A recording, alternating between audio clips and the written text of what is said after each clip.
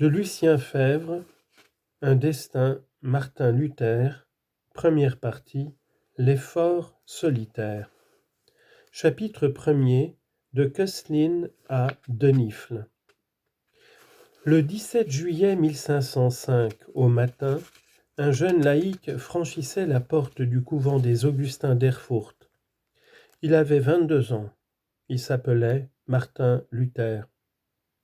Sourd aux objections d'un entourage qui déjà entrevoyait pour lui, comme couronnement d'études universitaires bien commencées, quelque carrière temporelle lucrative, il venait chercher dans le cloître un refuge contre les maux et les périls du siècle. L'événement était banal. Il n'intéressait, semble-t-il, que l'aspirant au noviciat, sa parenté, quelques amis de condition modeste. Il ne contenait rien en germe que la réforme luthérienne. L'habit que ce jeune homme inquiet et tourmenté demandait à porter, l'habit de laine rude des ermites augustins, il devait le dépouiller un jour et l'échanger contre la robe fourrée du professeur. Sans doute.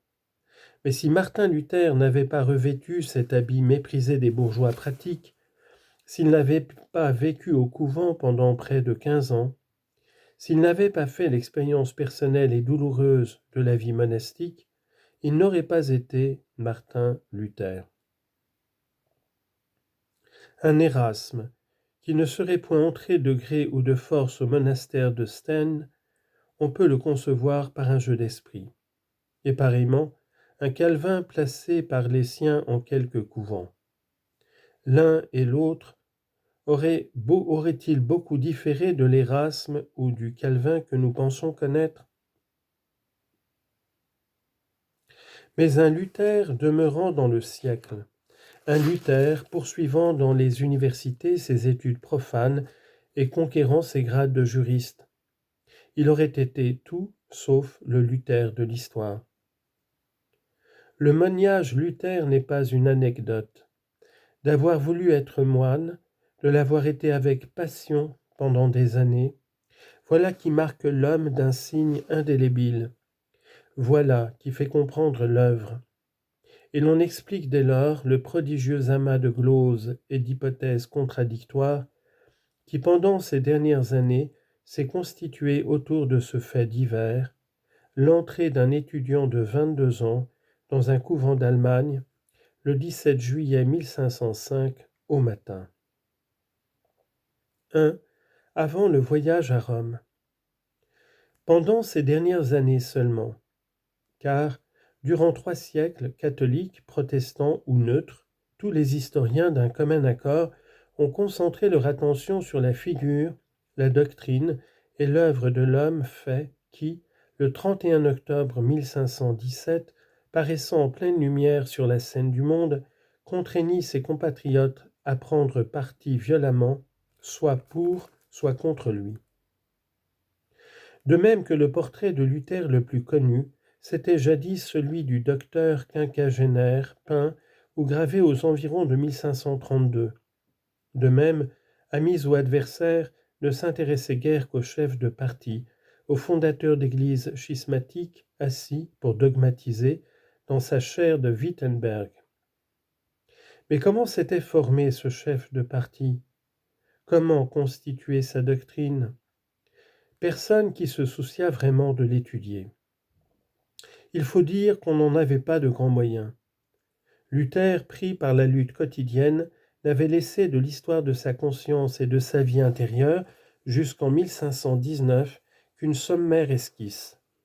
Simple coup d'œil en arrière, jeté par-dessus l'épaule, à la dérobée et tardivement.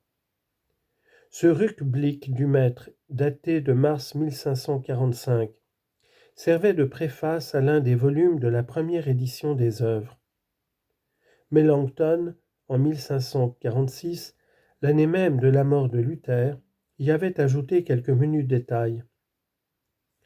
Les plus exigeants se bornaient à commenter ces textes sommaires, grossis de quelques notes d'Amsdorff, de Koechlaus et de Milius.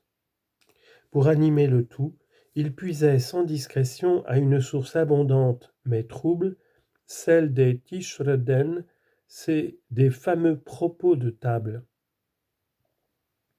On sait comment, au grand scandale de Catherine de Bora, ménagère diligente et soucieuse des honoraires, Monsieur le docteur ne les enseignait pas gratis, il recueille tant de choses déjà. Lauterbach, surtout, des masses de choses et si profitables. Toute une escouade de bons jeunes gens, assis dévotement à Wittenberg, au bas bout de la grande table présidée par le maître, s'empressait à noter pour la postérité les paroles tombées de ses lèvres. Paroles familières d'un homme d'imagination vive, de sensibilité suraiguë, et qui romançait volontiers, de la meilleure foi du monde, un passé lointain, regardé avec les yeux du présent. Revu, corrigé, modifié par des éditeurs pleins de pieuses intentions, mais qui ne travaillaient point pour nous, historiens, ces déclarations avaient formé le recueil officiel et souvent de fois imprimé des Tischreden. Et c'était à son aide, sans se mettre en peine de le critiquer, ni de retrouver les notes mêmes, autrement utiles et sincères, recueillies toutes vives par les auditeurs, qu'on composait alors et recomposait inlassablement le récit officiel, à demi légendaire et quasiment hagiographique, des années de jeunesse de Martin Luther. Tous les hommes de ma génération l'ont connu. Leurs livres de classe ne faisaient que résumer, plus ou moins inexactement, les grandes monographies de Kösslin, de Kolde ou en français de Félix Kuhn. La pièce, il faut le dire, était bien composée et dramatique à souhait. D'abord, le douloureux tableau d'une enfance sans amour, sans joie et sans beauté. Luther naissait probablement en 1483, un 10 novembre, veille de la Saint-Martin, dans la petite ville d'Eisleben en Thuringe. Il revint y mourir 63 ans plus tard. Ses parents étaient pauvres. Le père, un mineur dur à lui, rude aux autres. La mère, une ménagère épuisée et comme annihilée par son labeur trop lourd, bonne tout au plus à farcir de préjugés et de superstitions craintives un cerveau d'enfant assez impressionnable. Ces êtres sans allégresse élevaient le petit Martin dans une bourgade, Mansfeld, peuplée de mineurs et de marchands. Sous la férule de maître grossier, l'enfant apprenait la lecture, l'écriture, un peu de latin et ses prières. Cris à la maison et coups à l'école, le régime était dur pour un être sensible et nerveux. À 14 ans, Martin partait pour la grande ville de Magdebourg. Il allait y chercher chez les frères de la vie commune des écoles plus savantes. Mais perdu dans cette cité inconnue, obligé de mendier son pain de porte en porte, malade par surcroît, il n'y demeurait qu'un an, rentrait un instant sous le toit paternel, puis se rendait à Eisenach, où il avait des parents. Délaissé par ceux-ci, après de nouvelles souffrances, il rencontrait enfin des âmes charitables, une femme notamment, Ursule Cotta, qui l'entourait d'affection et de délicate tendresse. 4 ans se passaient, les 4 premières années un peu souriantes de cette triste jeunesse. Et en 1501, toujours sur l'ordre du père, Luther partait pour Erfurt, dont l'université était prospère.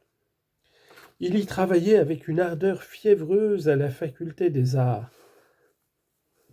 Bachelier en 1502, il était maître en 1505. Mais l'ombre d'une jeunesse maussade se projetait sur un destin qui demeurait médiocre. Et, se succédant rapidement, des maladies graves, un accident sanglant, l'épouvante semée par une peste meurtrière, l'ébranlement enfin d'un coup de tonnerre qui manquait de tuer Luther entre Erfurt et le village de Stottenheim, toute cette suite d'incidents violents, agissant sur un esprit inquiet et sur une sensibilité frémissante, inclinait le futur hérétique, au parti qu'un homme de son tempérament avec ses expériences, devait adopter tout naturellement. Renonçant à continuer ses études profanes, brisant les espérances d'élévation sociale que déjà concevaient ses parents, il s'en allait frapper à la porte des Augustins d'Erfurt.